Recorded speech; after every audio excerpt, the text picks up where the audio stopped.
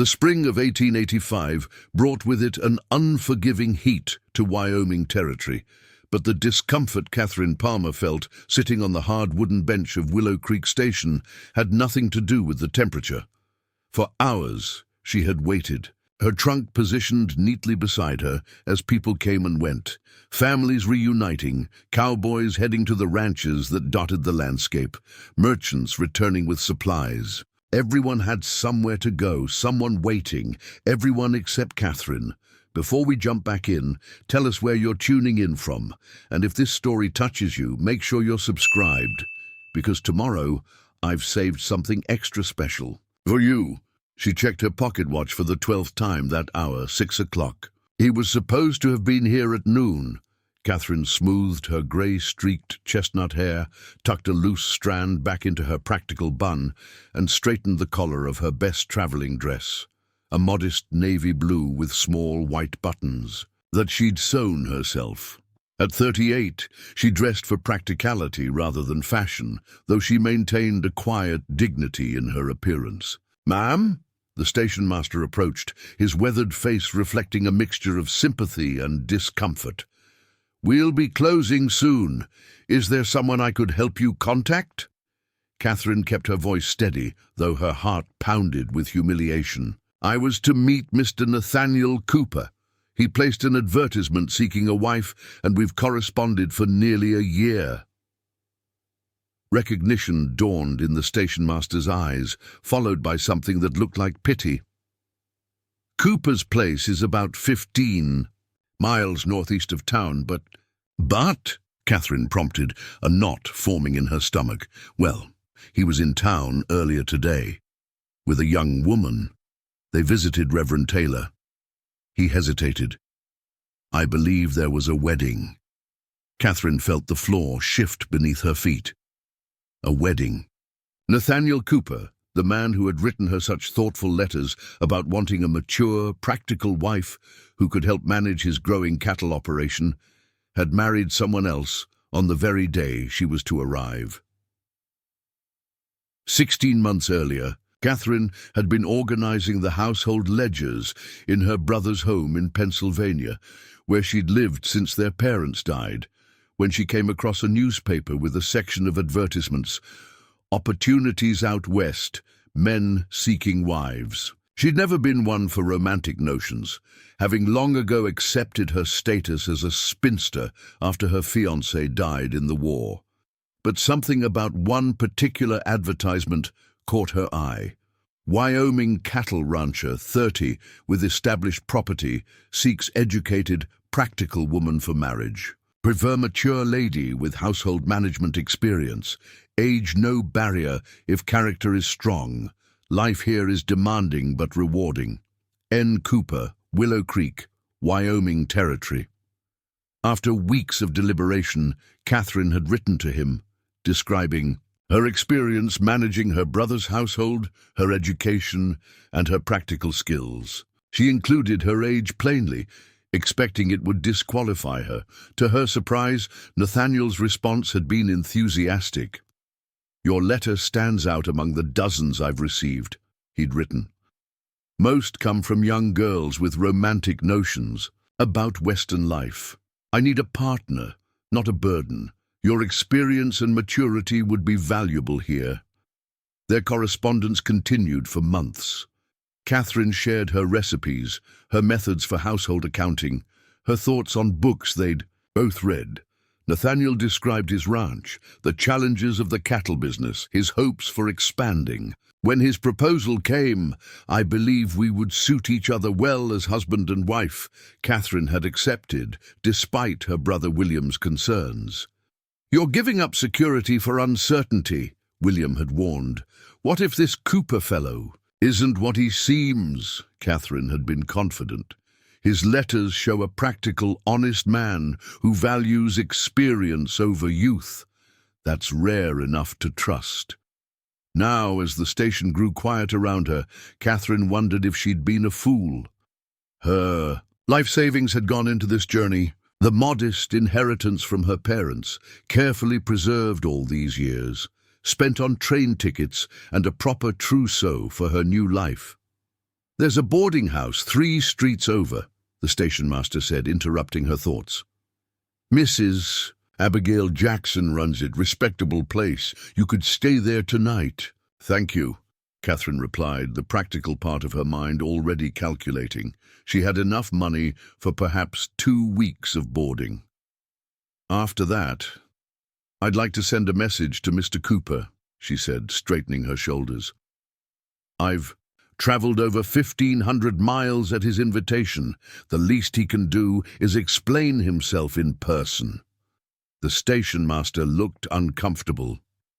Ma'am, if Cooper's married another, perhaps it's best to— I understand your concern, Catherine interrupted gently, but I didn't come all this way to turn back at the first obstacle. If Mr. Cooper has chosen another, so be it, but I require an explanation and perhaps assistance with my next steps. As Catherine collected her trunk and prepared to follow the station master's directions to the boarding house, a commotion at the far end of the platform caught her attention.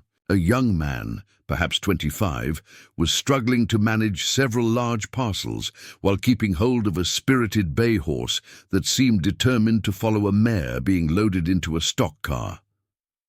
Easy there, Samson, the young man was saying, his voice firm but kind.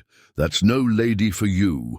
Despite everything, Catherine found herself smiling at the scene. The horse was magnificent, strong and sleek, and the young man handled him with a confident gentleness that spoke of a deep understanding between them.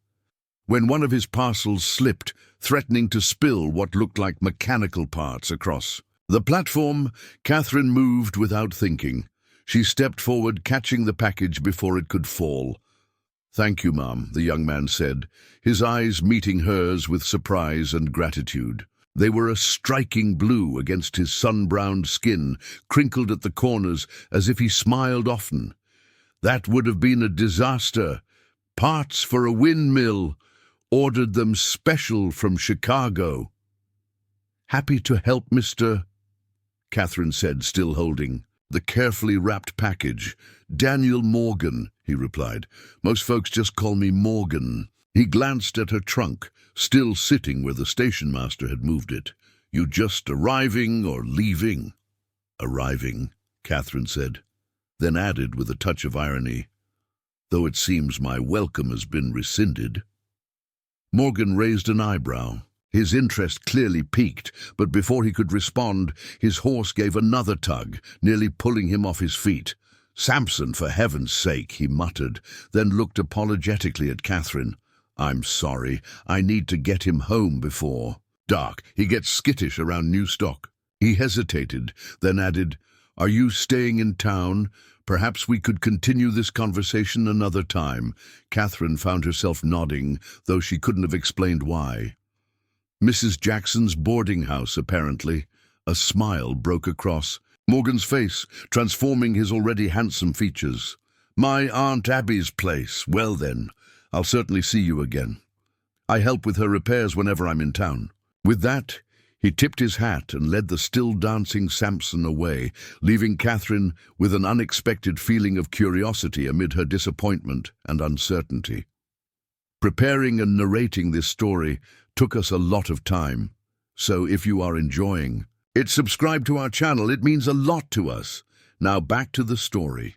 As dawn broke over Willow Creek, Catherine sat at the small desk in her boarding house room, carefully reviewing her financial situation. The ledger before her told a stark story. After the cost of her journey and the items she'd brought west, she had enough for approximately 17 days of lodging and meals. After that, her options would become severely limited. Practical to her core, Catherine had already decided her first course of action: confront Nathaniel Cooper and demand an explanation. The second, secure employment as quickly as possible. She had skills, bookkeeping, household management, sewing, cooking, that surely must be valuable even in this frontier town. A knock at her door interrupted her calculations. Abigail Jackson stood in the hallway, a steaming cup of coffee in hand. Thought you might need this, she said, offering the cup. Breakfast is in 20 minutes. but I wanted a private word first." Catherine accepted the coffee gratefully. "Thank you, Mrs. Jackson." "Abby, please. Everyone calls me that." She stepped into the room, her keen eyes taking in the careful notes and figures on Catherine's ledger. "Planning already, I see." "I need to be practical," Catherine replied. "My funds are limited," Abby nodded approvingly.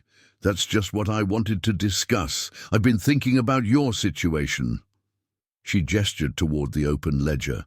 "Those are impressive bookkeeping skills. Neat as any I've seen." "My father taught me," Catherine explained. "He believed women should understand financial matters, even if society disagreed." "Smart man." Abby settled onto the edge of the bed. "The reason I mention it is that our town's growing faster than our businesses can keep up with. Half the merchants in Willow Creek barely manage their accounts. Sam Turner at the general store can hardly tell profit from loss most months." Catherine felt a flicker of interest. "Are you suggesting that your skills might be valuable here?" "Absolutely." Abby's expression turned thoughtful. "As for Cooper, my nephew Daniel is heading that way this morning. He could deliver a message, save you the journey." Catherine considered this, then shook her head. "I appreciate the offer, but I prefer to handle this matter personally. Mr. Cooper owes me the courtesy of a face-to-face explanation." Abby's eyes sparked with approval. "I expected you'd say that. Daniel will be at breakfast. He can take you out to Cooper's place and bring you back safely." During breakfast, Catherine was introduced to the boarding house's other residents, a schoolteacher named Sarah Winters, 2 clerks from the bank, and an elderly man who had once prospected for gold, but now made his living crafting fine leather goods. They regarded her with curiosity but kindness, asking polite questions about Pennsylvania and expressing sympathy for her situation without pity. Daniel Morgan arrived as they were finishing, filling the small dining room with his energetic presence. In the morning light, Catherine could see him more clearly, tall and broad-shouldered, with sun-bleached brown hair that curled slightly at his collar. His face was open and expressive, quick to smile despite the early hour. "Miss Palmer," he greeted her, removing his hat as he entered. "Aunt Abby tells me you're in need of transportation to Cooper's place." "If it's not too much trouble," Catherine replied, struck by the genuine warmth in his manner. "No trouble at all," Daniel assured her. "I need to speak with him about a water rights matter anyway. We can leave whenever you're ready." An hour later, Catherine found herself seated beside Daniel in a well-maintained buggy, heading northeast out of town. The Wyoming landscape stretched before them, vast rolling prairie dotted with sagebrush, backed by distant mountains still capped with snow despite the May warmth. "It's beautiful," Catherine murmured, almost to herself. Daniel glanced at her, something like pleasure in his expression. "Most Easterners find it unsettling. Too much space, they say." "I find it liberating," Catherine admitted. "In Pennsylvania, everything feels contained, ordered. Here, there's room to breathe, to see clearly." They rode in comfortable silence. For a while, Catherine organizing her thoughts for the coming confrontation. Finally, curiosity got the better of her. Mrs. Jackson, Abby, mentioned a water rights matter with Mr. Cooper. Daniel's expression darkened slightly. "Cooper's been diverting more than his share from Willow Creek.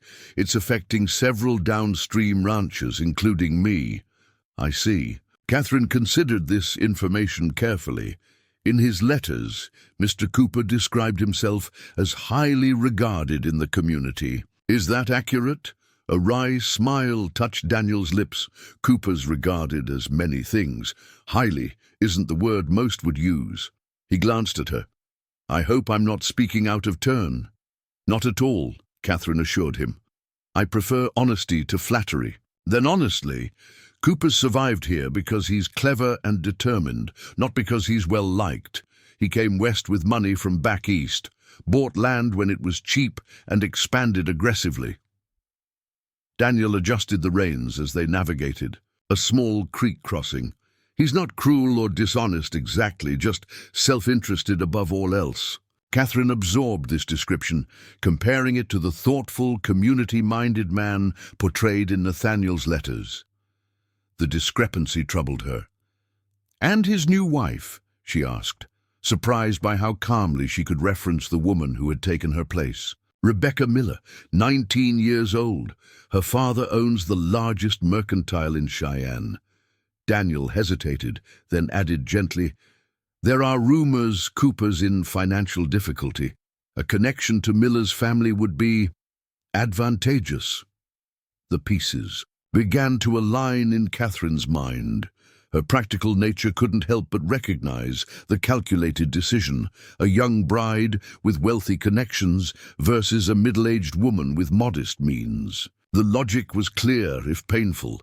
"I appreciate your candor, Mr. Morgan. Daniel, please, or Morgan, if you prefer." He guided the horses around a bend in the road, revealing a valley below. "There's Cooper's place." Catherine's first sight of the ranch that might have been her home provoked mixed emotions. It was impressive. A large two-story house, painted white with green trim, several well-constructed outbuildings, and extensive corrals containing fine-looking cattle. Yet something about it felt ostentatious compared to the other ranches they'd passed, as if built to impress rather than endure. As they approached, a young woman emerged onto the front porch. Even from a distance, Catherine could see she was beautiful. Blonde hair arranged in fashionable curls, a dress of pale blue that appeared newly made and expensively trimmed. Rebecca Miller Cooper, the bride. Daniel brought the buggy to a halt in front of the house. "Would you prefer me to wait here?" he asked quietly. Catherine squared her shoulders. "No, I'd appreciate your presence if you don't mind. This won't take long." Rebecca watched them curiously as they approached, her expression open and friendly. Up close, she looked even younger than 19, almost childlike in her manner. "Good. Morning," she called. "Are you here to see Nathaniel? He's in the barn, but I can fetch him." "Please do," Catherine replied evenly. "Tell him Catherine Palmer has arrived from Pennsylvania." Recognition and dismay flashed across Rebecca's pretty face. "Oh, you're—" She stopped, clearly unsure how to proceed. "The woman your husband invited to marry him." "Yes." Catherine kept her tone gentle, seeing no reason to be unkind to this girl, who might well be as much a pawn as she herself had been. Rebecca flushed, then hurried toward the barn without another word. Daniel stepped closer to Catherine, his solid presence reassuring. "You're handling this with remarkable composure," he observed quietly. "What would hysterics accomplish?" Catherine replied, though she appreciated his recognition of her self-control. It was costing her more than she cared to admit. Moments later, Nathaniel Cooper strode from the barn, Rebecca trailing uncertainly behind him. He was handsome in a conventional way, tall and well-built, with dark hair and a carefully trimmed beard. Catherine recognized him from the photograph he'd sent, though he appeared more weathered in person, with lines of tension around his eyes that the picture hadn't captured. "Miss Palmer," he greeted her, his expression guarded. "I wasn't expecting you." Catherine raised an eyebrow. "Evidently not, Mr. Cooper, considering I arrived yesterday on the train you instructed me to take, only to learn you'd married another that very morning." Cooper had the grace to look uncomfortable. "I sent a telegram 3 weeks ago explaining the situation." "I received no such telegram," Catherine replied firmly. "Had I done so, I would not have spent my savings on this journey." Cooper's gaze flicked to Daniel, then back to Catherine. "The telegraph office in Willow Creek is notoriously unreliable." He sighed, seemingly resigned to the conversation. "Please come inside. We should discuss this privately." "Whatever you have to say can be said here," Catherine responded, unwilling to enter what should have been her home as an awkward visitor. "I simply require an explanation and perhaps some assistance in determining my next steps, as I'm now stranded 1,500 miles from home." Cooper shifted uncomfortably, glancing between Catherine, Daniel, and his young bride. The practiced charm Catherine had imagined from his letters was noticeably absent.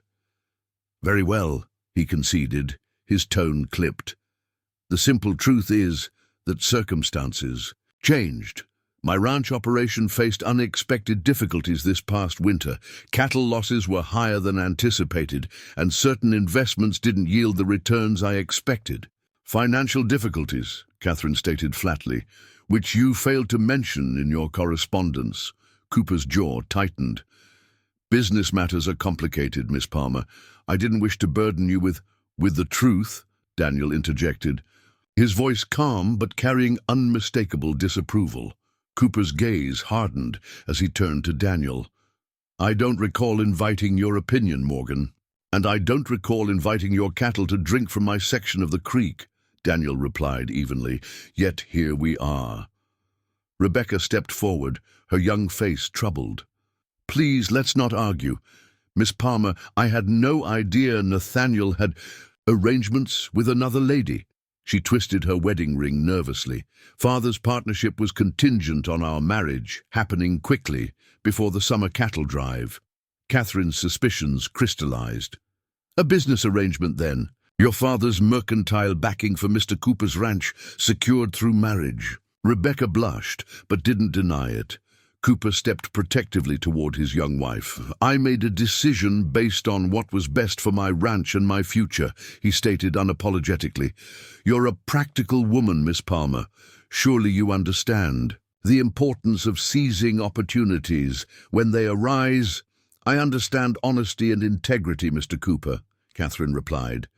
"Qualities your letters suggested you possessed in abundance." Something like shame flickered across Cooper's face, quickly replaced by defensiveness.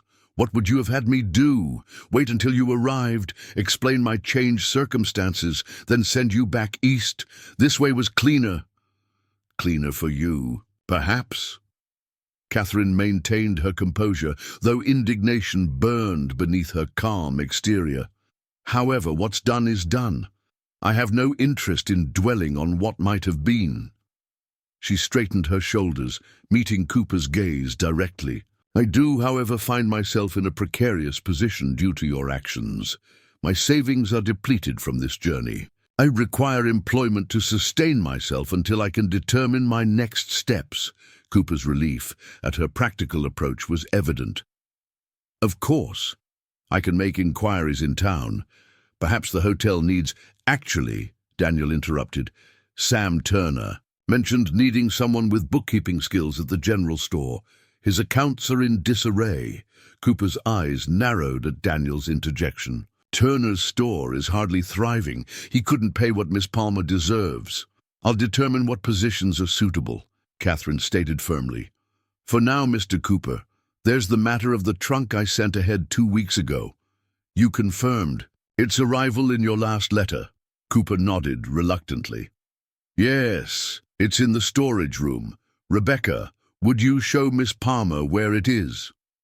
As Rebecca led Catherine to an outbuilding behind the main house, Daniel remained with Cooper, their conversation turning to the water rights dispute that had initially brought Daniel to the ranch. Catherine noted the tension between the men, clearly a long-standing issue. The storage building was well constructed but cluttered with various supplies. Rebecca moved purposefully to a corner where Catherine's trunk sat untouched, still bearing the travel tags from Pennsylvania. "I'm truly sorry," Rebecca said softly, as Catherine examined the trunk to ensure it was intact. "When Father arranged this match, Nathaniel never mentioned you." Catherine regarded the girl thoughtfully. There was the intelligence in her eyes that belied her youthful appearance. "May I ask why you agreed to this arrangement? You're young, presumably with other prospects." Rebecca's delicate features hardened slightly. "Father's business is struggling. The partnership with Nathaniel secures both our futures." She hesitated, then added with surprising candor, "Besides, there are limited options for women, even young. And so, at least as Nathaniel's wife, I have some status, some security." Catherine recognized the pragmatic calculation behind Rebecca's decision, not so different from her own reasons for accepting Cooper's proposal. "I understand practical choices, Mrs. Cooper. I don't blame you for this situation." Relief softened Rebecca's expression. "Thank you for your kindness. Many would not be so understanding." She glanced toward the main house. "Nathaniel isn't a bad man, just focused on his ambitions." Catherine nodded, though she had formed her own assessment of Nathaniel Cooper's character. "Would you mind having one of your ranch hands help load my trunk into Mr. Morgan's buggy?" As they returned to the yard, Catherine observed Daniel and Cooper still engaged in tense discussion. Their body language spoke volumes, Cooper defensive and dismissive, Daniel resolute but controlled. "Water rights are legally established in this territory, Cooper," Daniel was saying. "You can't simply redirect the flow for your exclusive use." "The law favors development," Cooper retorted. "My operation contributes more to the territory's economy than your modest spread." "The law favors prior rights and reasonable use," Daniel countered, "both of which you're violating." Their argument ceased as Catherine and Rebecca approached. A ranch hand was summoned to load Catherine's trunk, and within minutes the uncomfortable visit was concluding. "Miss Palmer," Cooper said stiffly, "I wish you well in your endeavors. Should you need a reference for employment in town, you may use my name." "That won't be necessary," Catherine replied with quiet dignity. "My qualifications speak for themselves." As Daniel helped her into the buggy, Rebecca stepped forward impulsively. "Miss Palmer, wait." She pressed a small embroidered handkerchief into Catherine's hand. "A token of my apology. I hope you find happiness in Willow Creek, despite everything." Catherine accepted the gesture with grace, recognizing the young woman's genuine remorse. As they drove away, she couldn't help glancing back at the ranch that might have been her home, imposing but somehow hollow, much like the man who had built it. They traveled in silence for several minutes before Daniel spoke. "I've rarely seen someone handle such a situation with such composure. Most would have been either hysterical or vengeful." Catherine smoothed the embroidered handkerchief across her lap. "What purpose would either serve? Mr. Cooper made his choice based on practical considerations, however poorly he executed the matter." Daniel shot her a curious glance. "You don't seem particularly heartbroken." "Heartbroken?" Catherine considered the word. "No, I suppose I'm not. Disappointed, certainly. Inconvenienced, absolutely. But my arrangement with Mr. Cooper was never a romantic one. We agreed to a practical partnership based on mutual benefit. Like his marriage to Rebecca Miller," Daniel observed. "Indeed, though with significantly less financial advantage on my side." Catherine couldn't help the touch of irony in her voice. "In truth, what disturbs me most is not losing Nathaniel Cooper, but discovering the mismatch between his letters and his character." Daniel guided the horses around a rocky patch in the road. "Cooper can be charming when it serves his purposes. He arrived about 5 years ago with Eastern money and grand ambitions, bought up land, expanded quickly, too quickly according to some." "And your water dispute?" Catherine inquired, genuinely interested. Daniel's expression grew serious. "My father established our ranch 15 years ago, secured water rights legally.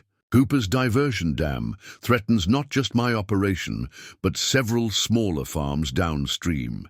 He's betting his influence with territorial officials will override established rights." "Will it?" Catherine asked. Daniel shrugged. "Remains to be seen. The territorial courts are overburdened, and cases like mine can take years to resolve." His jaw set with determination. "But I won't surrender what's rightfully mine without a fight." Catherine found herself admiring his resolve. Unlike Cooper's calculated ambition, Daniel's determination seemed rooted in something deeper, a genuine connection to his land and community. As they approached the town again, Catherine's mind turned to practical matters. "You mentioned the General store might need assistance with bookkeeping. Sam Turner's a good man, Daniel confirmed, honest to a fault, which probably explains why his books are a mess. He's more concerned with extending credit to families in need than recording transactions properly. A commendable quality, though not conducive to business success, Catherine noted. Daniel smiled. That's Willow Creek for you. Half the businesses operate more on community goodwill than sound financial principles. He pulled the buggy to a stop in front of the general store. Would you like me to introduce you to Sam now? Catherine hesitated only briefly. Yes, I believe I would. No sense in delaying the inevitable job search. As they entered the store, Catherine was struck by its surprising variety and organization. Shelves lined the walls, stocked with everything from food staples to tools, fabric to medicines. A glass case near the front displayed finer goods, pocket, watches, jewelry, small luxuries that suggested Willow Creek wasn't merely a crude frontier outpost. Behind the counter stood a man in his 50s, short and stocky, with a balding head and spectacles perched on his nose. He greeted Daniel warmly. Morgan, just the man I needed to see. That order of fence wire you wanted came in yesterday. Appreciate that, Sam, but I'm here for another reason today. Daniel gestured to Catherine. This is Miss Catherine Palmer. She's new to Willow Creek and has exceptional bookkeeping skills. Sam Turner's eyes lit up with interest as he extended his hand across the counter. Miss Palmer, a pleasure. Daniel mentioned bookkeeping, did he? Because I swear these ledgers are trying to be the death of me. For the first time since arriving in Willow Creek, Catherine felt a genuine spark of possibility. Perhaps I could take a look at your system, Mr. Turner. I might be able to offer some suggestions. 3 days after her confrontation with Nathaniel Cooper, Catherine found herself seated at a small desk in the back corner of Turner's general store, surrounded by ledgers in various states of disarray. Sam Turner's bookkeeping system, if it could be called that, consisted primarily of hastily scribbled notes, scattered receipts, and incomplete inventory lists. It's worse than I initially thought, Catherine admitted to Sam as she organized the chaos into manageable piles, but not irreparable. Sam ran a hand over his balding head, his expression sheepish. Numbers were never my strong suit, Miss Palmer. My wife used to handle the books before she passed 2 years ago. Since then, well, you've been focused on serving your customers rather than tracking every transaction, Catherine finished for him, her tone understanding rather than accusatory. A commendable priority, but one that could eventually undermine your ability to continue that service. Sam nodded gratefully at her diplomatic assessment. Exactly so. Can you make sense of it all? Catherine surveyed the jumbled records before her. With time and organization, yes. I'll need to establish a proper system. Daily sales records, credit accounts, inventory tracking, expense documentation. Once that's in place, maintaining it should be straightforward. And you'd be willing to take on such a task? Sam asked, hope evident in his voice. For appropriate compensation, certainly, Catherine replied. She had already calculated what she would need to support herself in Willow Creek. I propose $3 per week for full-time work, with a review after 1 month to evaluate the arrangement. Sam's eyebrows rose slightly at her directness, but he nodded. That seems fair, and I can offer the room above the store as part of your compensation. It's small but clean, with its own entrance. My Eliza fixed it up nicely before she passed. Catherine hadn't expected housing to be included, but the offer solved a significant concern. That would be most acceptable, Mr. Turner. When shall I begin? How about now? Sam smiled, extending his hand to seal their agreement. And please call me Sam. Everyone does. By the end of her first week working at Turner's general store, Catherine had established the foundation of a proper bookkeeping system. She'd created separate ledgers for daily sales, credit accounts, and inventory, implementing a straightforward method that even Sam could follow when she wasn't available. The work itself was satisfying. Bringing order from chaos had always pleased her methodical mind. But equally gratifying was the growing recognition from Willow Creek's residents that she possessed valuable skills. "Miss Palmer," greeted Harriet Wilson, the banker's wife, as she selected fabric for new curtains. "Sam tells me you've performed miracles with his accounts." "Merely applied basic organizational principles, Mrs. Wilson," Catherine replied modestly. "Well, my husband could use such principles at the bank," Harriet continued. "Perhaps when you've finished here, you might consider additional clients?" Similar inquiries came from the hardware store owner, the hotel manager, and even Reverend Taylor, who admitted the church accounts were in dire need of divine intervention or a competent bookkeeper. The small room above the store proved more comfortable than Catherine had anticipated. The previous occupant, Sam's late wife, had indeed furnished it thoughtfully. A brass bed with a handmade quilt, a small table and chair by the window overlooking the main street, a washstand with porcelain basin and hooks for hanging clothes. A small, pot-bellied stove in the corner would provide heat when autumn arrived. Each evening, Catherine sat by the window with her personal journal, documenting her observations and experiences in her neat, precise handwriting.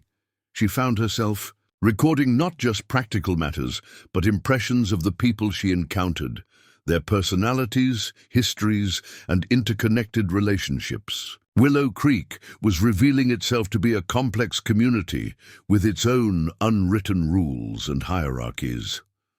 On Saturday morning, as Catherine reorganized the store's dry goods section while Sam helped a customer, the bell above the door chimed. Daniel Morgan entered, removing his hat as he crossed the threshold. "Good morning, Miss Palmer," he greeted her. "Sam mentioned you've been performing economic miracles." Catherine allowed herself a small smile. "Hardly miracles, Mr. Morgan. Just basic organization and accurate arithmetic. From what I hear, that qualifies as miraculous in Willow Creek." His eyes crinkled with amusement. "How are you settling in?" "Quite well, thank you. Mr. Turner has been most accommodating, and the work is engaging enough." Daniel nodded, then hesitated slightly. "I actually came to extend an invitation. Tomorrow after church services, Aunt Abby hosts a Sunday dinner. Nothing formal, just good food and company. She asked me to invite you." "That's very kind," Catherine replied, touched by the gesture. "I'd be delighted to attend." Daniel's smile broadened. "Excellent. I'll collect you after services if that's convenient." After he departed, Sam approached with a knowing expression. "Young Morgan seems to be taking quite an interest in our new bookkeeper." Catherine felt a warmth in her cheeks that she hadn't experienced in years. "Mr. Morgan is merely being neighborly, I'm sure." Sam's eyes twinkled. "Of course, very neighborly. Indeed, he's ridden into town 3 times this week, quite a journey from his ranch, and each time he's managed to pass by this store." Catherine busied herself with rearranging a display of canned goods, unwilling to acknowledge the implication. At 38, she was hardly the object of romantic interest from a man in his 20s, especially one as handsome and well-regarded as Daniel Morgan. Sunday morning dawned clear and bright. Catherine dressed with particular care in her best dress, a deep burgundy that complemented her chestnut hair. She'd repurposed one of her trousseau gowns, removing some of the more elaborate trimmings to make it appropriate for frontier church services. Willow Creek's church was a simple white clapboard building with a modest steeple. Inside, wooden pews faced a plain pulpit with windows of clear glass, allowing sunlight to stream across the congregation. Catherine noted that nearly every resident seemed to attend, regardless of their weekday activities or social standing. As Catherine entered, several people nodded in recognition. Sam Turner guided her to a pew near the middle, where she found herself seated next to Abigail Jackson and Sarah Winters, the schoolteacher from the boarding house. "You look lovely," Abby whispered, eyeing Catherine's dress approvingly. "That colour suits you." Reverend Taylor's sermon focused on community and mutual support, themes that resonated strongly in a frontier town where survival often depended on neighbours helping neighbours. Catherine found herself drawn into the service, appreciating the straightforward message and the beautiful simplicity of the hymns sung by the congregation. As the congregation dispersed after the final blessing, Catherine spotted Nathaniel Cooper and his young wife near the front pew. Rebecca noticed her as well, offering a hesitant smile and wave. Cooper merely nodded stiffly before guiding his wife toward the door. "Cooper rarely attends services," observed Abby, following Catherine's gaze. "Only when he's trying to curry favor with someone in town." Before Catherine could respond, Daniel approached, Sunday hat in hand. "Ladies," he greeted them warmly, "I trust the service met with your approval?" "Reverend Taylor always finds the right words," Abby replied, linking her arm through her nephew's. "Now shall we head home? Mrs. Winters and Miss Palmer will join us, and I've got a roast that won't wait forever." The walk to Abby's boarding house was pleasant, with Daniel attentively matching his pace to the ladies. Catherine found herself relaxing into the easy camaraderie of their small group, a stark contrast to the rigid social constraints she'd known in Pennsylvania. Abby's Sunday dinner proved to be a lively affair. Besides Catherine, Daniel, and Sarah Winters, several other guests attended: the elderly leather craftsman from the boarding house, the town doctor and his wife, and a young couple who ran the local newspaper. The conversation flowed freely, touching on topics from territorial politics to local gossip. Catherine listened more than she spoke, gathering information about her new community. She noticed that Daniel, while generally good-natured, became particularly animated when discussing ranching innovations or water management practices. Morgan's experimenting with new irrigation techniques, explained Dr. Harrison as they enjoyed Abby's apple pie, shows promise for conserving water while increasing yields. "It's still experimental," Daniel demurred, "but if successful, it could help many of the smaller operations survive dry years." "Unlike Cooper's approach," added the newspaperman Benjamin Wright, "his methods extract maximum profit with little concern for sustainability." Catherine found herself intrigued by this contrast. And yet, Mr. Cooper seems to have built the more impressive operation, at least superficially. "Appearances can be deceptive," Daniel replied, his blue eyes meeting hers across the table. "Cooper's ranch looks prosperous, but it's heavily leveraged. His marriage to Rebecca Miller was as much about financial necessity as anything else. Which explains his treatment of you, Miss Palmer," Abby added bluntly. "When the Miller opportunity arose, your practical qualities suddenly mattered less than Rebecca's family connections." Catherine appreciated their candor, though the reminder of Cooper's rejection still stung slightly. "It's fortunate, then, that I found suitable employment and accommodations." "Speaking of which," interjected Sarah Winters, the schoolteacher, "would you consider assisting with the school accounts, Miss Palmer?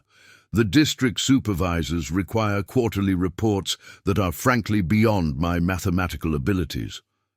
"I'd be happy to help," Catherine replied, pleasantly surprised by yet another request for her services.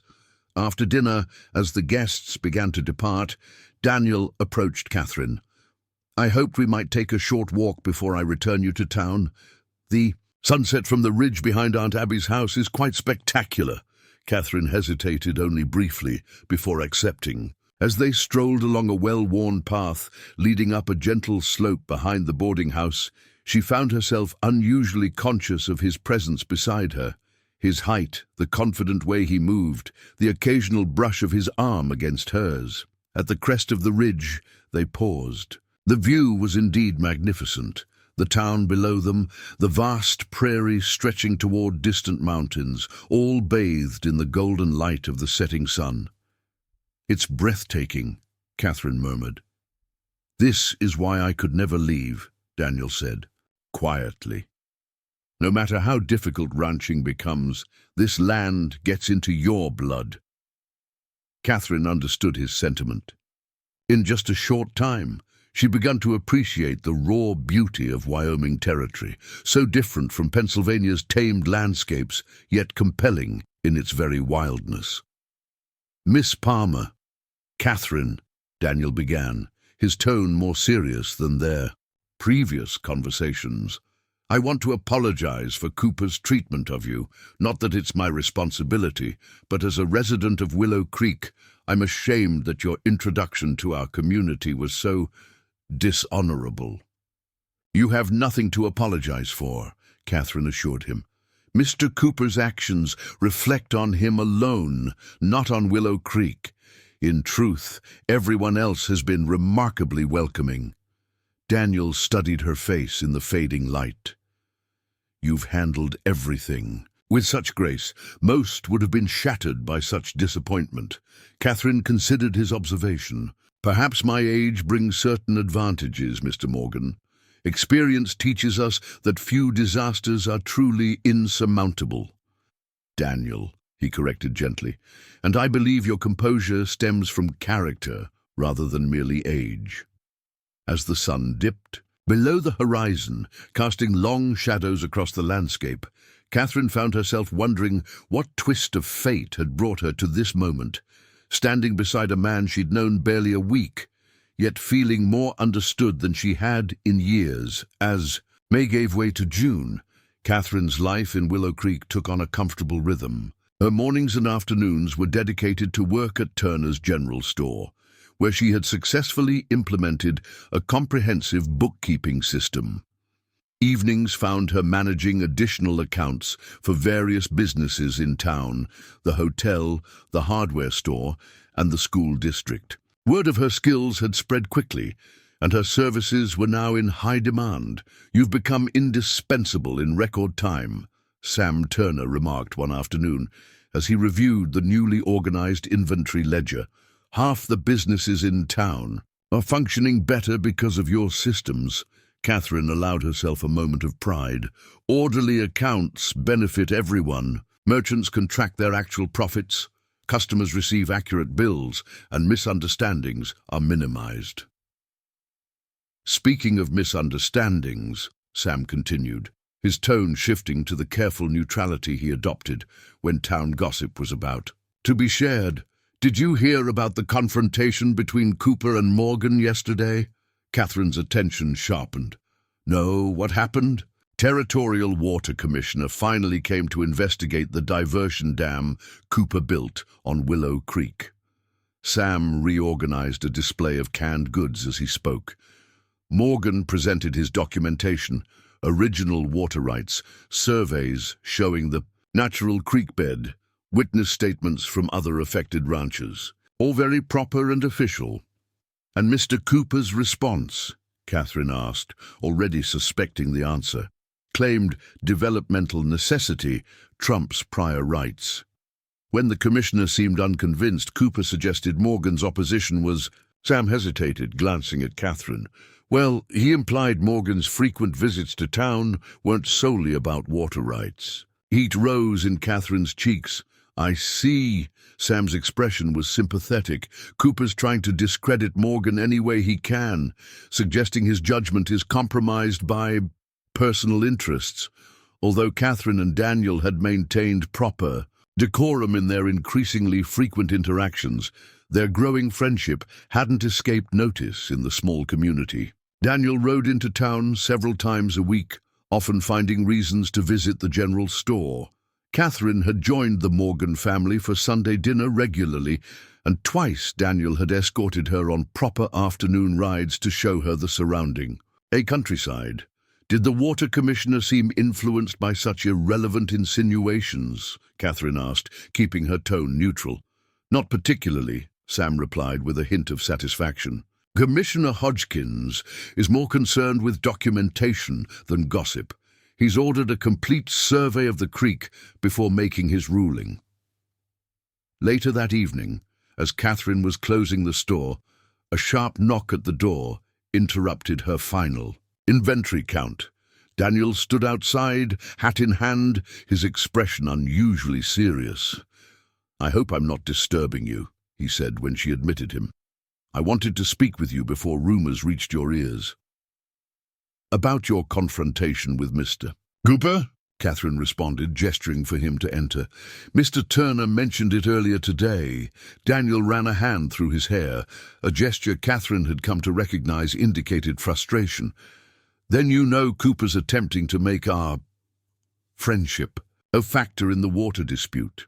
"A desperate tactic," Catherine observed calmly, "one that reflects poorly on him rather than us." Daniel's tense shoulders relaxed slightly. "You're not upset by Mr. Cooper's insinuations?" "Hardly." Catherine moved to the counter, where she'd been recording the day's sales. "Though I regret becoming an unwitting factor in your legal dispute." "You're not a factor in the dispute," Daniel said firmly. "Cooper's grasping at anything to distract from the facts. The survey will confirm what everyone already knows. He's diverting more water than he's entitled to at the expense of downstream ranchers who held rights long before he arrived." Catherine studied his face, noting the determination in his blue eyes. "You seem confident in the outcome." "The law is clear, even if Cooper chooses to ignore it." Daniel hesitated, then added more softly, "But I didn't come just to discuss water. Right, I wanted to invite you to the Midsummer Dance next Saturday."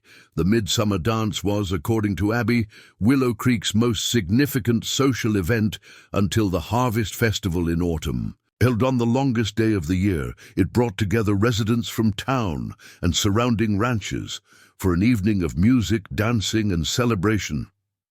"I'd be honored," Catherine replied, pleased by the invitation despite her attempt to maintain composure. "Though I should warn you, it's been some years since I attended any formal dance." Daniel's smile returned, lighting his features. "There's nothing formal about our dances, I assure you. Just good music and good company." After he departed, Catherine found herself contemplating their interaction as she prepared for bed. At what point, she wondered, had Daniel Morgan transformed from a kind stranger into someone whose presence she anticipated with such pleasure? And more troublingly, what could possibly come of such feelings? The difference in their ages remained a stark reality, regardless of their growing friendship. The following morning brought an unexpected visitor to the store, Rebecca Cooper, looking remarkably different from their first encounter. Her fashionable dress had been replaced by a simpler garment, and her carefully arranged curls were now practically pinned beneath a plain bonnet. Most noticeably, the youthful exuberance in her face had dimmed. "Miss Palmer," she greeted Catherine hesitantly. "I hope I'm not intruding." "Not at all, Mrs. Cooper," Catherine replied, genuinely surprised by the young woman's appearance. "How may I assist you?" Rebecca glanced around the empty store, then lowered her voice. "I was hoping to speak with you, privately, about a delicate matter." Catherine led her to the small office at the rear of the store, where they could converse without interruption. Once seated, Rebecca twisted her hands nervously in her lap. "I understand you're working as a bookkeeper for several businesses in town," she began. "People say you have a gift for making sense of financial confusion." "I have some experience in that area," Catherine acknowledged. "Is there a particular reason you're interested?" Rebecca's composure faltered. "Nathaniel won't tell me anything about our finances. When I ask, he says not to worry my pretty head about such matters." Her voice took on a bitter edge. "But I'm not blind. I see the creditors coming to the ranch, the way Nathaniel tenses. When mail arrives, how he's selling off cattle we should be keeping for breeding." Catherine felt a surge of sympathy for the young woman. "And you're seeking my professional assistance." I'd like to understand our true situation, Rebecca confirmed.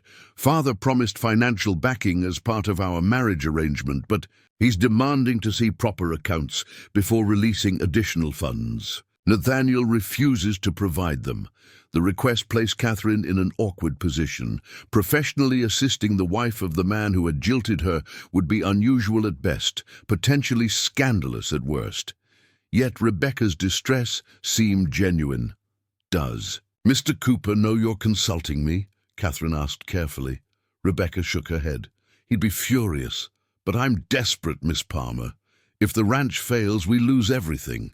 Including your security, Catherine observed softly, recalling their previous conversation about Rebecca's practical reasons for the marriage. Yes. Rebecca met Catherine's gaze directly. I made a bargain, just as you intended to. I'm simply trying to ensure my husband upholds his part of it. Catherine considered the request. I'm not comfortable examining your accounts without Mr. Cooper's knowledge. However, I could teach you basic bookkeeping principles. How to read financial statements, what questions to ask, what documentation to request. That knowledge would empower you without placing me in an ethically questionable position. Relief washed over Rebecca's features. You'd do that, even after how Nathaniel treated you. His actions don't determine mine, Catherine replied simply. And financial literacy is something every woman should possess, regardless of her circumstances. They arranged for Rebecca to visit during Catherine's lunch breaks, ostensibly to select fabric and household goods, while actually receiving discreet instruction in financial management. As Rebecca departed, she paused at the door. I misjudged. You, Miss Palmer, she admitted. When Nathaniel described the practical older woman he'd originally arranged to marry, I imagined someone cold and calculating. You're neither. Age brings perspective, Mrs. Cooper, Catherine replied, and sometimes wisdom. The exchange left Catherine contemplating her own circumstances. 6 weeks ago, she had arrived in Willow Creek expecting to become Nathaniel Cooper's wife. Now, she found herself financially independent, professionally respected, and surprisingly content with her unexpected life. That contentment was tested the following evening when Daniel arrived at the store just before closing, his expression unusually grim. Catherine, he began without preamble, I need your advice on a matter of some delicacy. She gestured toward the office where she'd sat with Rebecca the previous day. Of course. What's troubling you? Once seated, Daniel produced a letter from his pocket. This arrived today from a Chicago investment firm. They're offering to purchase my ranch at a price well above market value. Catherine's surprise must have shown on her face, for Daniel continued quickly, I have no intention of selling. The ranch was my father's life's work, and it's mine now. But the timing is suspicious, coming just as the water dispute with Cooper is reaching its conclusion. You suspect Mr. Cooper's involvement? Catherine asked, examining the letter. Who else would benefit from my departure? If I sell, Cooper could negotiate with the new owners for water rights, likely Eastern investors, who care more about profit than community obligations. The logic seemed sound. Have you responded to the offer? Not yet. I wanted your perspective first. Daniel's expression softened. I've come to value your judgment, Catherine. The simple statement affected her more deeply than any flowery compliment might have. The letterhead appears legitimate, she observed, focusing on the document to hide her reaction. But yes, the timing suggests possible manipulation. Have other ranchers received similar offers? Not that I'm aware of. I'll make inquiries. They discussed possible responses, with Catherine suggesting a polite but firm decline that would leave the door open for future correspondence if needed. As they concluded their discussion, Daniel's demeanor shifted, becoming less businesslike. Catherine, about the midsummer dance, he began, then hesitated. Yes? She prompted, suddenly concerned he might be withdrawing his invitation. Cooper and Rebecca will attend. It's traditionally an event where the entire community comes together, regardless of personal differences. His eyes held hers. I wanted to ensure you'd be comfortable with their presence. The consideration touched her. Their attendance won't affect mine, Daniel. Mr. Cooper is hardly the first man to choose a younger bride over an older one. I bear neither of them ill will. Daniel's expression grew strangely intent. Then Cooper is even more of a fool than I thought. Before Catherine could respond to this surprisingly personal statement, the store's front bell chimed, announcing Sam Turner's return from his deliveries. The moment for clarification passed, leaving Catherine with Daniel's words echoing in her mind long after he'd departed. Saturday arrived, with perfect weather for the midsummer dance. Catherine spent the morning assisting Sam with the increased customer traffic, as many ranch families came to town early to combine shopping with the evening's festivities. I understand completely. I'll create part 6 of our story about the mail-order bride, maintaining the 1,500-word count and avoiding repetition to keep viewers engaged. I'll continue right where part 5 left off. The afternoon of the midsummer dance found Catherine in her small room above the store, carefully preparing for the evening ahead. From her trunk, she withdrew the finest dress she'd brought west, a deep forest green silk with modest lace trim at the collar and cuffs. Originally purchased for her first formal dinner at Nathaniel Cooper's ranch, it now seemed fitting to wear it for an entirely different celebration. As she dressed, Catherine caught her reflection in the small mirror above her washstand.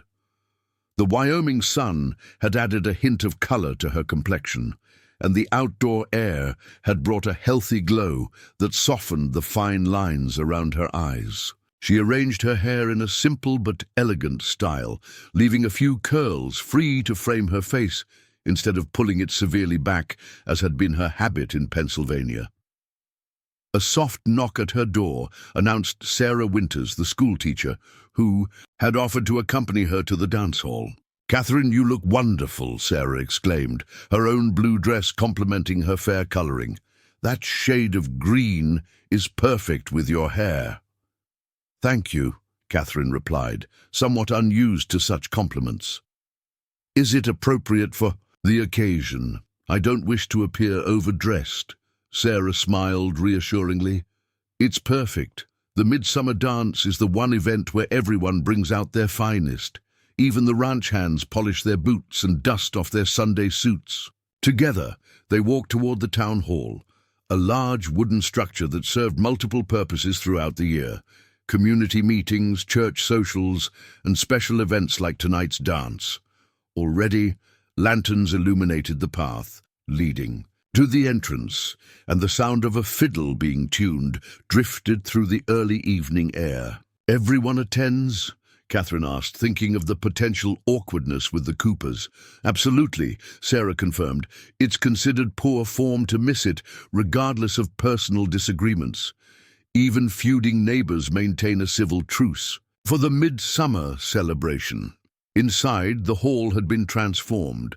Paper lanterns hung from the rafters, tables lined the walls laden with refreshments brought by community members, and at the far end a small stage accommodated a band consisting of a fiddler, a banjo player, and a piano that had been transported from the hotel lobby for the occasion. "Miss Palmer, Miss Winters," Sam Turner greeted them, resplendent in a surprisingly well-tailored suit. "Welcome to Willow Creek's finest social event. May I fetch you ladies some punch?" As Catherine accepted the offer, she surveyed the rapidly filling room. Many faces had become familiar during her weeks in town: the blacksmith and his family, several ranchers whose accounts she managed, the telegraph operator and his wife. Near the refreshment table stood Abigail Jackson, supervising the arrangement of pies and cakes with the efficiency of a general organizing troops. "Catherine," Abby called, waving her over, "come help me judge whether we have sufficient sweets to sustain these hungry dancers until midnight." As Catherine joined her, Abby lowered her voice. Daniel's been delayed, but asked me to tell you he'll be here shortly. Something about a fence repair that couldn't wait." "I wasn't concerned," Catherine replied, though in truth she had been. Watching the door, Abby's knowing smile suggested she saw through the pretense. "Of course not. Now what do you think? Should we set out Mrs. Henderson's apple pies now, or save them for later when the dancing works up appetites?" The band struck up a lively tune, and couples began filling the dance floor. Catherine was surprised when the hardware store owner Mr. Ellison approached and requested a dance. After him came the young newspaper editor, followed by Sam Turner himself. Each expressed appreciation for her work, organizing their accounts, and Catherine found herself unexpectedly enjoying these social interactions. During a brief rest between dances, she noticed the arrival of Nathaniel and Rebecca Cooper. The couple made a striking entrance. Cooper in an expensive suit that emphasized his broad shoulders, Rebecca in a pale blue dress that must have been ordered from Denver or even Chicago. Several heads turned to observe them, conversations momentarily pausing before resuming with the subtle buzz that indicated gossip being exchanged. Rebecca spotted Catherine and, after a brief word to her husband, made her way across the room. "Miss Palmer," she greeted warmly, "you look lovely this evening." "As do you, Mrs. Cooper," Catherine replied, noting the genuine smile on the younger woman's face, the first she'd seen since their initial meeting. "That shade of blue is most becoming." Rebecca lowered her voice. "I've been practicing what you taught me. Ledger organization, double-entry bookkeeping. I've even started my own secret accounting of household expenses." "Have you discovered anything illuminating?" Catherine asked carefully. "Not yet, but Nathaniel no longer dismisses my questions quite so easily." A hint of triumph colored Rebecca's tone. "He's realized I won't be put off with vague reassurances." Their conversation was interrupted by the arrival of Daniel Morgan, who had clearly ridden hard to reach the dance and taken only minimal time to change into proper attire. His hair was still damp from a hasty washing, and his freshly shaved jaw bore a small nick that spoke of haste rather than carelessness. His eyes found Catherine immediately, lighting with appreciation as he took in her appearance. He crossed the room with purposeful strides, seemingly oblivious to the speculative glances that followed his progress. "Catherine," he greeted her, slightly breathless, "I apologize for my tardiness. A broken fence couldn't wait, not with Cooper's bulls. So close to my heifers." The casual reference to breeding cattle might have shocked Eastern sensibilities, but Catherine merely nodded understanding. "No apology necessary. The dance is only beginning." Rebecca excused herself discreetly as Daniel extended his hand to Catherine. "May I have this dance? I've been thinking about it all day." The admission, so simply stated, sent a flutter through Catherine's chest that she hadn't experienced in decades.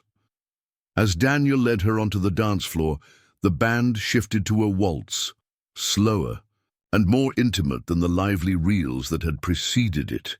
Daniel's hand at her waist was respectful but warm, his other hand clasping hers with gentle firmness. "You look beautiful," he said, as they began to move in time with the music. "Like you belong here." "In Willow Creek?" Catherine asked, focusing on maintaining the proper dance steps, rather than the disturbing effect his proximity was having on her composure. "Yes," Daniel confirmed, "but also right here, exactly where you are at this moment." Their eyes met, and Catherine found herself unable to look away. Something in his gaze, admiration, certainly, but also a deeper emotion she hesitated.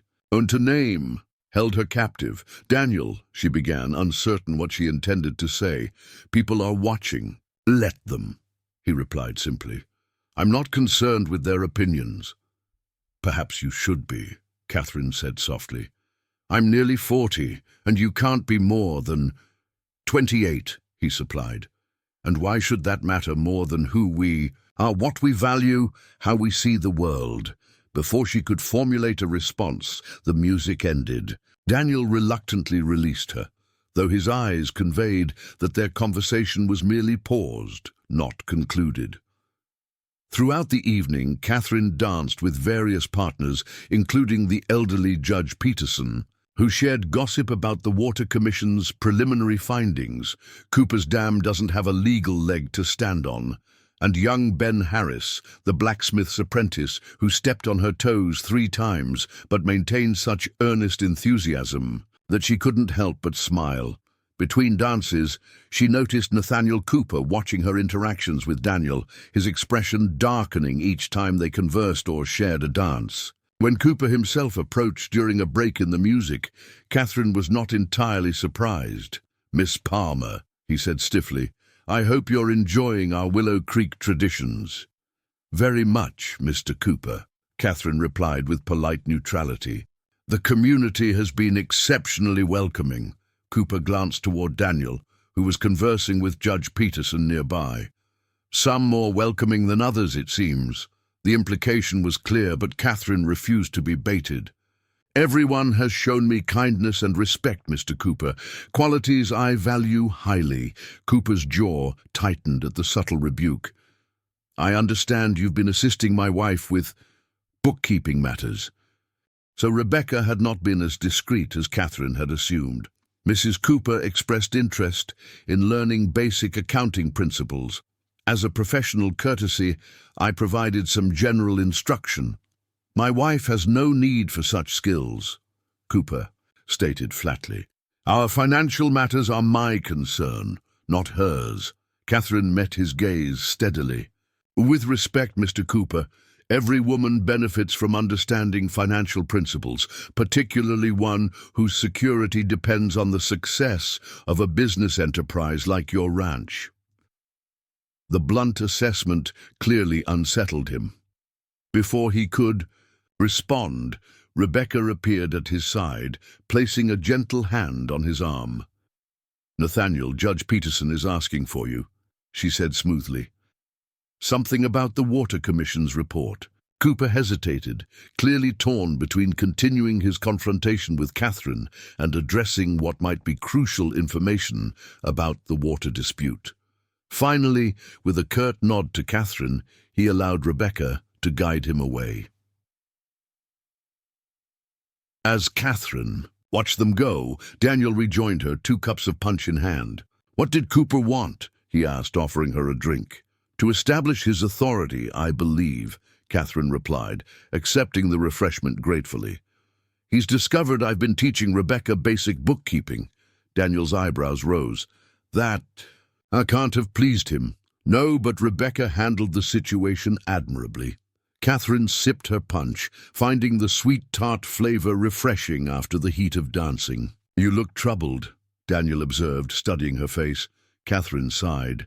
"I'm concerned for her. Marriage should be a partnership, not a battle for information and control." "Is that what you hoped for with Cooper? Partnership?" Daniel's question held no judgment, merely genuine curiosity.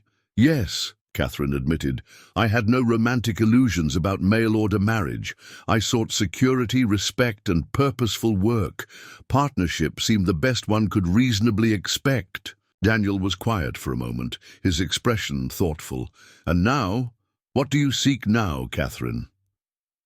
The question hung between them, laden with implications neither had explicitly voiced. Before Catherine could formulate an answer that wouldn't reveal too much of her conflicted feelings, the band struck up another waltz, and Daniel set aside his cup. "Dance with me again," he asked, extending his hand. As they moved together across the floor, Catherine realized that whatever answer she might have given to his question, the truth was becoming increasingly difficult to deny, even to herself. "I'll create part 7 of our story now, continuing from where we left off in part 6. July brought scorching heat to Wyoming territory, turning the prairie grass golden and testing the resourcefulness of every rancher in the region. Water became the most precious commodity, making the dispute between Daniel Morgan and Nathaniel Cooper all the more contentious.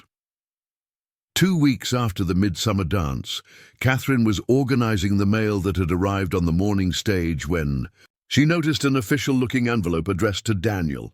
The territorial government seal marked it as correspondence from the Water Commissioner's office. She set it aside carefully, knowing Daniel's scheduled visit to town was planned for that afternoon. Her weekly bookkeeping sessions with Rebecca continued, conducted with increasing discretion after Nathaniel's confrontation at the dance. The young woman was proving to be an apt student, absorbing accounting principles with surprising enthusiasm. "You'd have made an excellent bookkeeper under different circumstances," Catherine observed during their most recent lesson.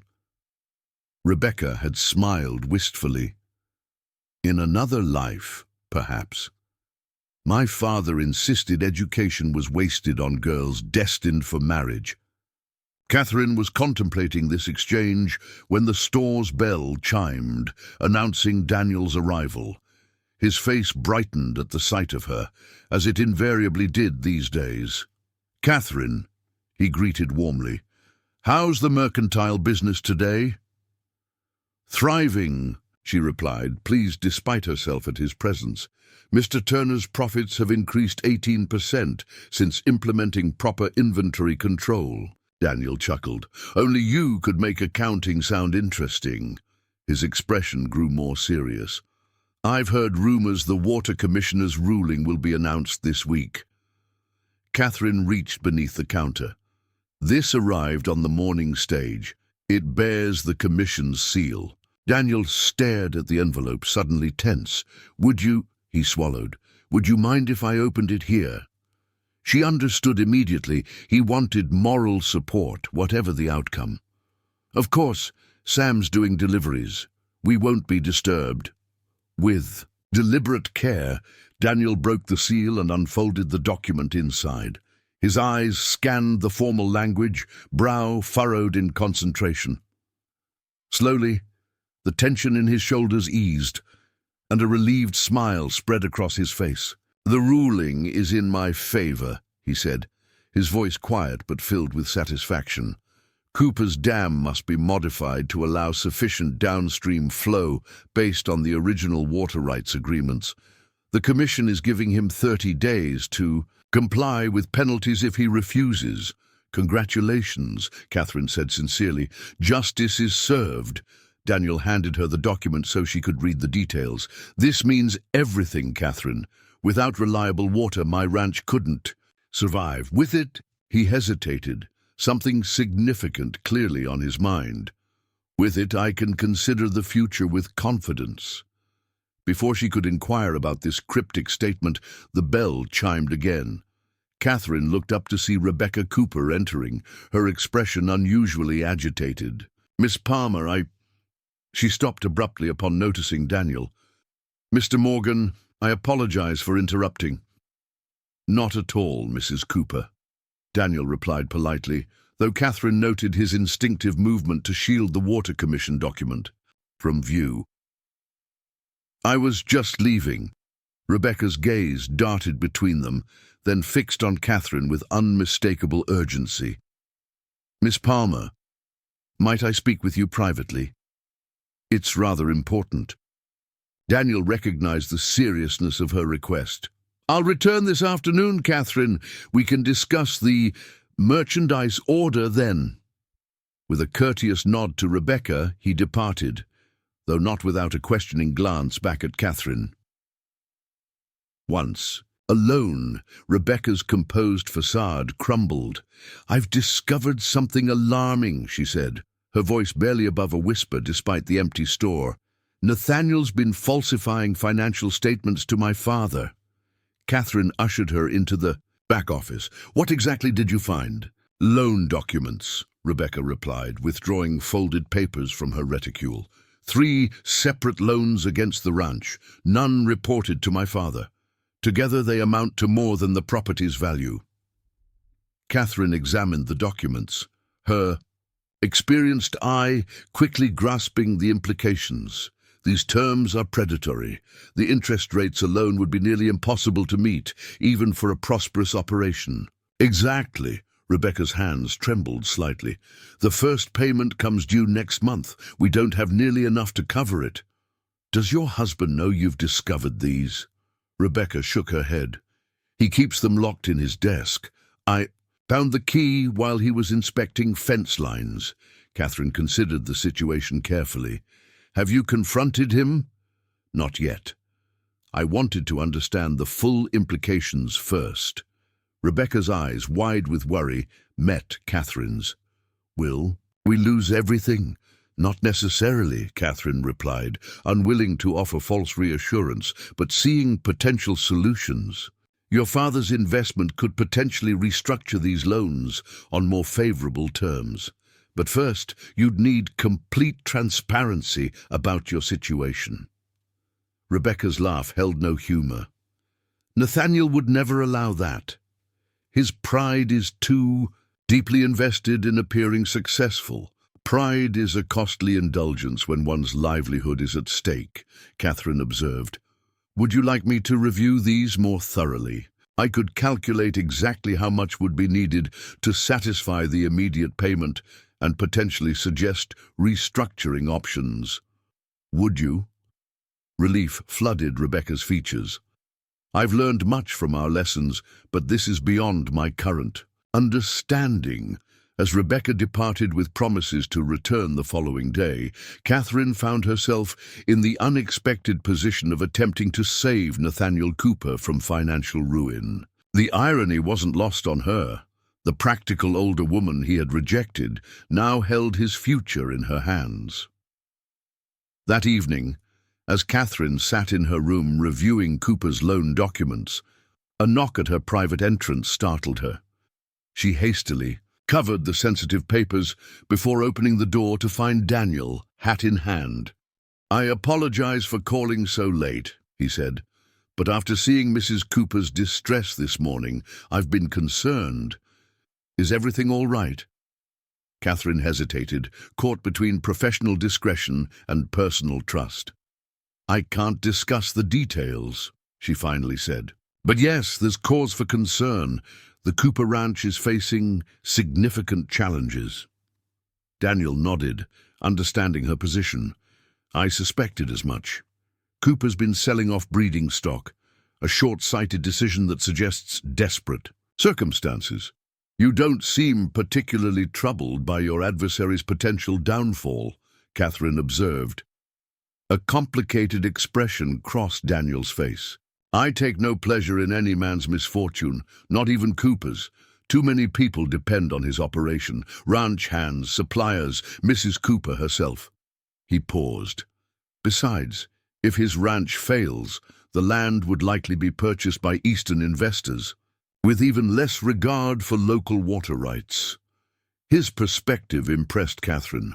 Despite the bitter dispute, Daniel's concerns extended beyond personal vindication to the community's well-being. I may be able to help them navigate these difficulties, she admitted, though I'm not certain Mr. Cooper will accept my assistance, given our history.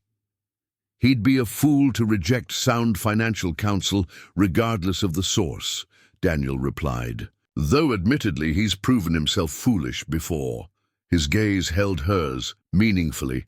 The implication warmed Catherine even as she attempted to maintain professional detachment. I should return to my analysis. The situation requires careful consideration. Of course. Daniel hesitated at the doorway. Catherine, I've been meaning to ask, would you join me for a picnic this Sunday? There's a place on my property I'd like to show you, a spot my father particularly loved. The invitation carried weight beyond a simple social outing. Daniel rarely spoke of his father, though Catherine knew from Abby that the senior Morgan had died 3 years earlier, leaving the ranch to his only son. I'd be honored, she replied sincerely. His smile illuminated his features. I'll collect you after church services. After he left, Catherine returned to the financial documents with renewed focus. By midnight, she had outlined 3 potential solutions for the Coopers' predicament, each requiring different degrees of sacrifice and transparency. Whether Nathaniel Cooper would accept any of them remained to be seen. The following morning brought unexpected visitors to the general store. Not Rebecca as planned, but Nathaniel Cooper himself, his expression thunderous as he stormed through. "The door! Where are they?" he demanded without preamble, his voice loud enough to startle the two other customers examining fabric bolts. "My private papers." Rebecca confessed everything. Catherine maintained her composure despite his aggressive tone. "Mr. Cooper, I suggest we discuss this privately." She nodded toward the back office. Once behind closed doors, Cooper's controlled facade crumbled. "Do you have any idea what you've done? Encouraging my wife to spy on my business affairs, stealing private documents." "I encouraged nothing of the sort," Catherine interrupted firmly. "Mrs. Cooper sought my professional expertise regarding financial matters affecting her future. As for these stolen documents, they were voluntarily shared by your wife, who has every right to understand her financial situation." Cooper's face flushed with anger. "My financial dealings are none of your concern." "Perhaps not," Catherine acknowledged, "but they are very much your wife's concern, particularly when your decisions place her security at risk." "This is revenge, isn't it?" Cooper accused, his voice bitter, "for choosing Rebecca over you. You couldn't stand being rejected for a younger woman, so you've turned her against me." The accusation was so petty, so contrary to Catherine's actions, that she almost pitied him. "Mr. Cooper, my only interest is professional. Your wife asked for help understanding complex financial arrangements, and I provided that assistance." "By exposing my private business matters?" "By educating her on general accounting principles," Catherine corrected. "The specific application to your finances was her own initiative." Cooper paced the small office like a caged animal. "She's threatening to write to her father about the loans. If he withdraws his support, then you face foreclosure within 3 months, Catherine finished matter-of-factly. "Based on my analysis of your loan terms." He stopped pacing, surprise momentarily overtaking his anger. "You analyzed the documents?" "At Mrs. Cooper's request," Catherine confirmed, "and I've outlined several potential approaches to address your immediate financial concerns." She removed the carefully prepared analysis from her desk drawer. "Should you be interested in professional rather than emotional responses to your situation?" Cooper stared at the neatly written pages, conflict evident in his expression. Pride warred with desperation, anger with pragmatism. Finally, necessity won out. "What solutions do you propose?" he asked, his tone marginally more civil. For the next hour, Catherine walked him through the 3 options she had developed. The first required full disclosure to Rebecca's father and renegotiation of the existing loans under his guarantee. The second involved selling specific non-essential assets to meet immediate obligations while restructuring operations for greater efficiency. The third, most drastic option outlined a partial sale of land, specifically the contested water-rich section, with retained usage rights. Throughout her presentation, Cooper's hostility gradually transformed into reluctant respect. By the end, he was asking pertinent questions and considering implications Catherine hadn't addressed. "You've given this considerable thought," he acknowledged finally. "It's what you would have received had our original arrangement proceeded," Catherine replied evenly. "Professional financial management and practical solutions." Something shifted in Cooper's expression, recognition perhaps of what he had discarded in favor of youth and connections. "I don't understand why you're helping me after everything." "I'm helping Rebecca," Catherine corrected, "and by extension, the community that depends on your ranch's stability." Cooper studied her for a long moment. "Morgan's a fortunate man," he said finally, the statement seemingly disconnected from their discussion. "I beg your pardon." "Don't pretend you don't know what I'm referring to," Cooper replied, gathering the financial documents. "Everyone in town sees how he looks at you and how you look at him. Before Catherine could formulate a response to this unexpected observation, Cooper continued, "I'll consider these options and discuss them with Rebecca. Your assistance has been valuable, Miss Palmer." With that uncharacteristically humble acknowledgement, he departed, leaving Catherine to contemplate how dramatically her relationship with the Coopers had evolved since her arrival in Willow Creek. Sunday dawned clear and brilliant over the Wyoming Territory, the vast blue sky stretching endlessly above the golden prairie.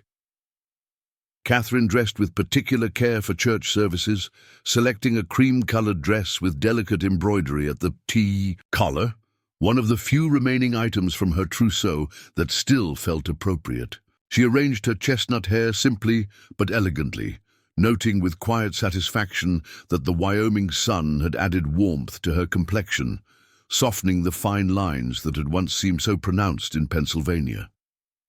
As she fastened a small cameo, a brooch at her throat, her mother's, the only family heirloom she'd brought west, Catherine found herself considering how dramatically her circumstances had changed since that disappointing afternoon at Willow Creek Station. The abandoned bride had found not just employment, but purpose, not merely acceptance, but genuine respect within the community. And Daniel Morgan. Her thoughts of him brought unexpected color to her cheeks. Their planned picnic after church services filled her with an anticipation she hadn't experienced in decades. The small church was crowded as usual, families from town and surrounding ranches gathering in their Sunday best. Catherine noted Rebecca Cooper sitting alone near the front, her husband conspicuously absent. The young woman caught Catherine's eye and offered a small, acknowledging smile. Reverend Taylor's sermon focused on new beginnings and second chances, themes that resonated deeply with Catherine. As the congregation joined in the final hymn, she found herself singing with genuine feeling, her clear voice blending with those around her.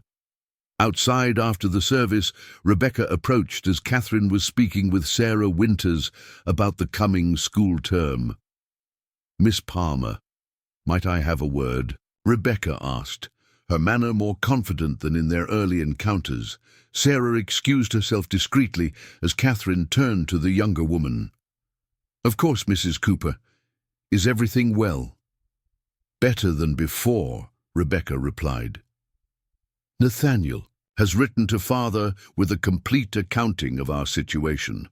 It required considerable humility on his part, but he's requested assistance restructuring the loans under more favorable terms." "That shows wisdom," Catherine observed. "Practical solutions often require setting pride aside." "Indeed." Rebecca hesitated, then continued.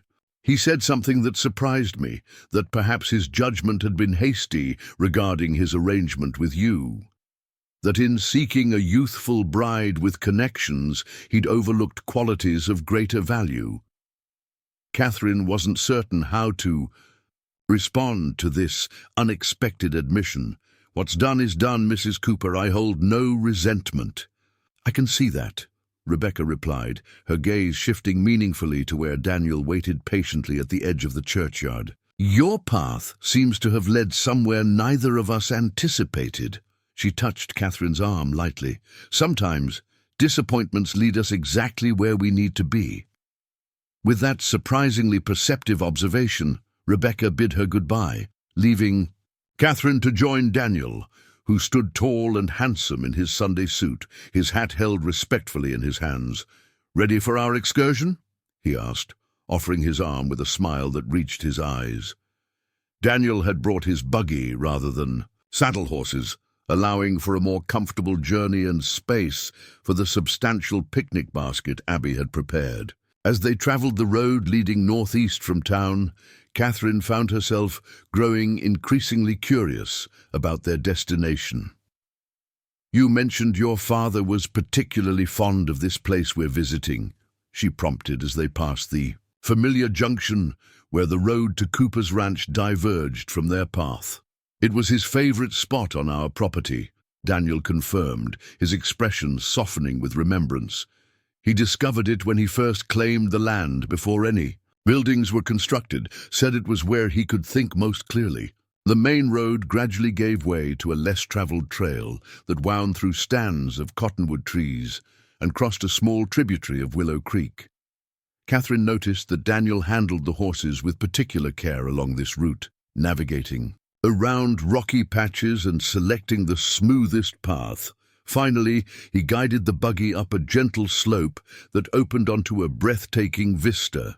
Before them stretched the entire valley, miles of prairie grass rippling like a golden sea in the midday breeze. Willow Creek winding its silver path through the landscape, and distant mountains forming a majestic purple backdrop against the endless blue sky. Daniel, Catherine murmured, momentarily speechless as he helped her from the buggy. It's magnificent.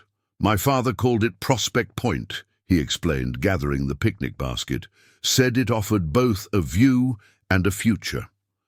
He led her to a spot beneath a large old cottonwood, its sprawling branches providing dappled shade from the midday sun. From a saddlebag, he produced a folded quilt that he spread on the ground with practiced ease. As they settled onto the blanket, Catherine was struck by the peaceful solitude of the location. The only sounds were the gentle rustling of leaves overhead, the distant call of meadowlarks, and the soft gurgling of the creek below. We came here together whenever important decisions needed making, Daniel explained as he unpacked Abby's generous provisions: fried chicken, biscuits, fresh preserves, apple pie, and a jar of lemonade. Father claimed the perspective helped clear his thinking. A wise approach, Catherine replied, accepting the plate he offered. Distance often brings clarity to complex matters. They ate companionably, their conversation flowing naturally between topics: the water commissions, ruling, Sam Turner's plans to expand the general store's inventory, the upcoming harvest season. Yet Catherine sensed an underlying current of nervous energy in Daniel, a sense that he was gradually working towards something significant. After they had finished their meal and were enjoying the last of the lemonade, Daniel finally broached whatever had been on his mind. Catherine, he began, his tone more serious than their previous conversation, I brought you here today for a reason beyond merely sharing my father's favorite view. She met his gaze steadily, though her heart had begun to beat more rapidly. I suspected as much. Daniel set aside his glass, turning to face her directly. When I first encountered you at the train station, I was struck by your dignity, your composure in the face of disappointment. Most women in your situation would have been overcome. What good would hysteria have accomplished? Catherine asked practically, though touched by his observation. Exactly. Daniel's expression grew warmer. In the weeks since, I've come to admire so much more. Your intelligence, your methodical approach to challenges, your surprising kindness, even toward those who've wronged you. Catherine felt warmth spreading through her chest at his words, even as caution tempered her reaction. Daniel! He raised a hand gently. Please, allow me to finish. I know there are factors that might seem to complicate matters between us. Our age difference, your original purpose in coming to Willow Creek, my dispute with Cooper. All valid considerations, Catherine acknowledged softly. Are they truly? Daniel leaned forward slightly, his blue eyes intent upon hers. The age difference, does it genuinely matter when two people share values, perspectives, and goals?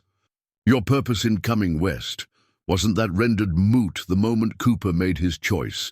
And as for the water dispute, that's been resolved according to law and fairness. His reasoning was sound, yet Catherine felt compelled to voice her deepest concern. There's also the matter of what others might think or say. A young, promising rancher like yourself, choosing a woman nearly 40, a woman of intelligence, capability, and practical wisdom, Daniel interrupted gently, qualities far more valuable than youth or beauty, though you possess both in my eyes.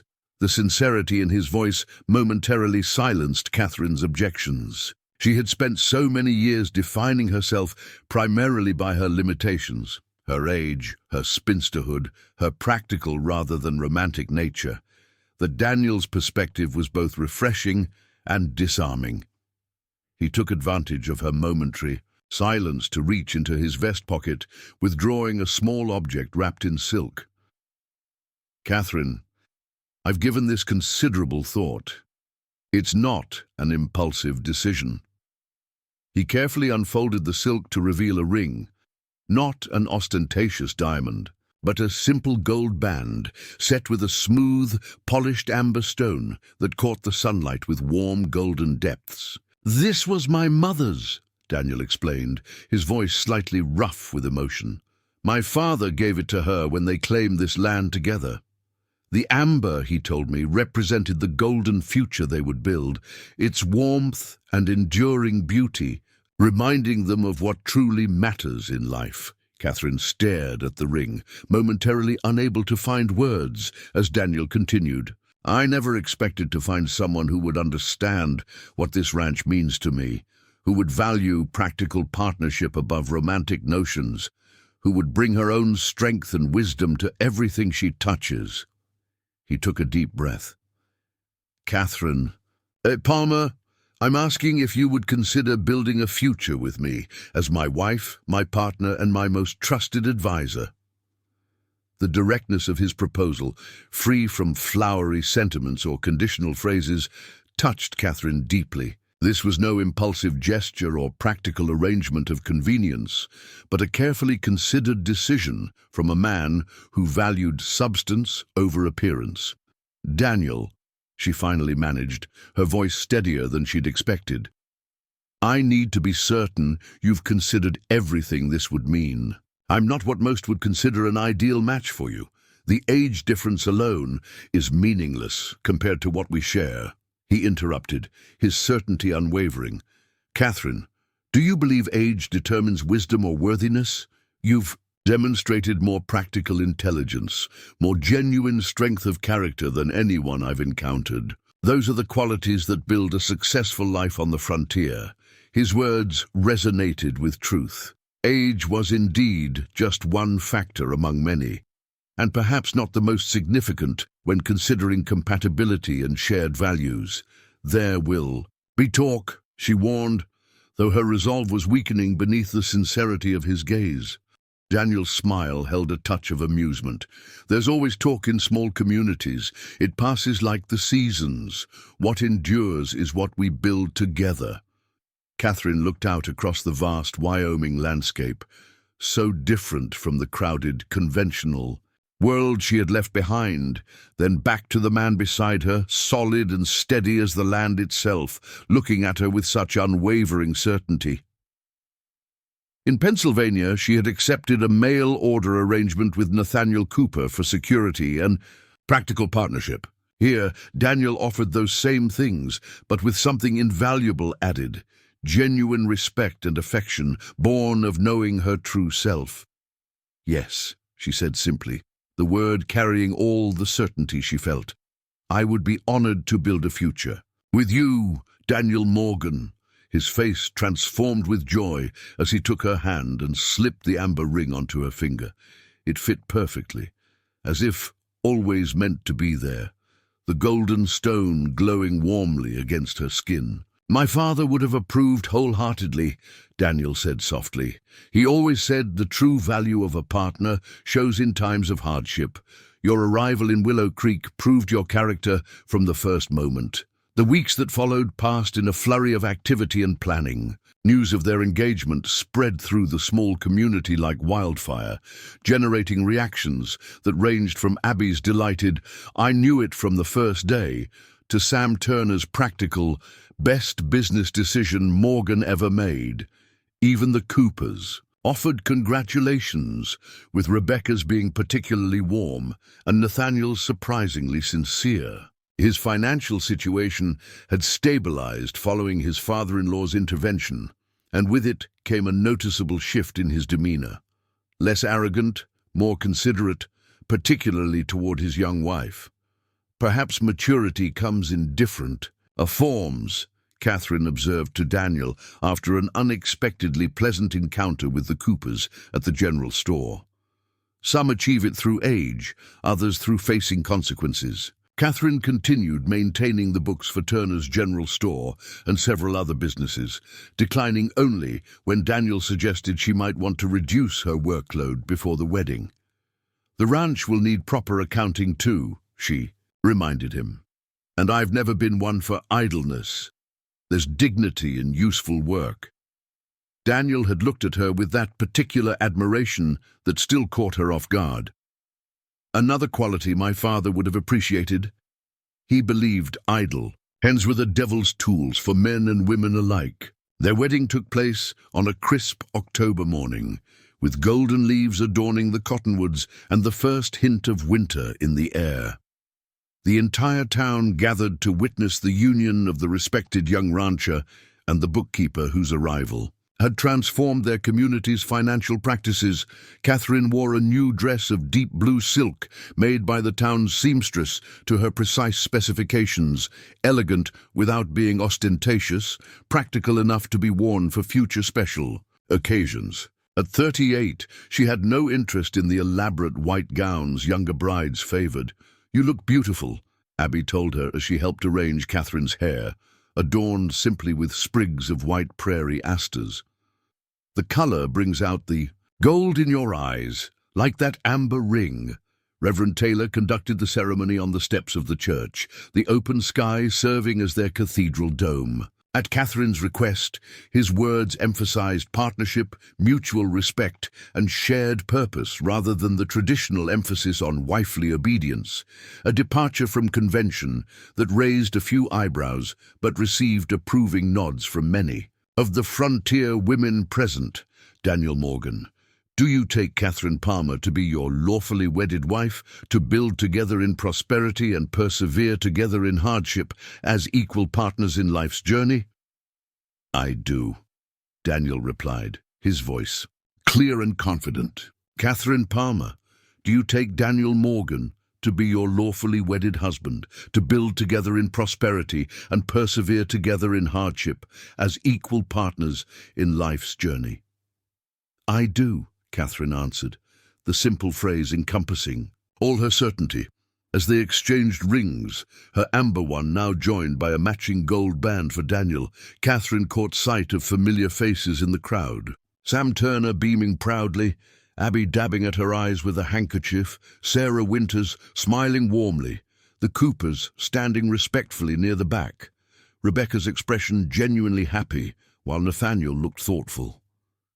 After the ceremony, the celebration moved to the town hall, transformed with autumn flowers and harvest decorations. As Daniel led Catherine in their first dance as husband and wife, she reflected on the strange journey that had brought her to this moment. "A penny for your thoughts, Mrs. Morgan," Daniel said softly as they moved across the floor. "I was thinking about expectations versus reality," Catherine replied honestly. "How what we believe we want isn't always what we truly need." Daniel's arm tightened slightly around her waist. "Meaning, I came to Wyoming seeking security through a practical arrangement with a man I'd never met. Instead, I found independence, purpose, and eventually..."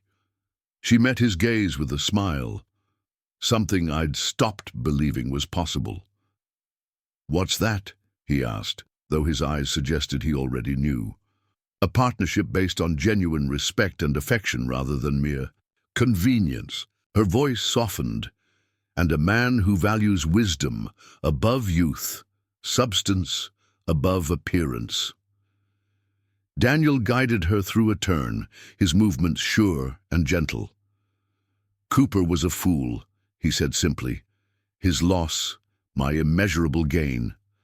Later that evening, as they prepared to depart for their new shared life at the Morgan Ranch, Rebecca approached Catherine with a small package wrapped in brown paper and tied with string.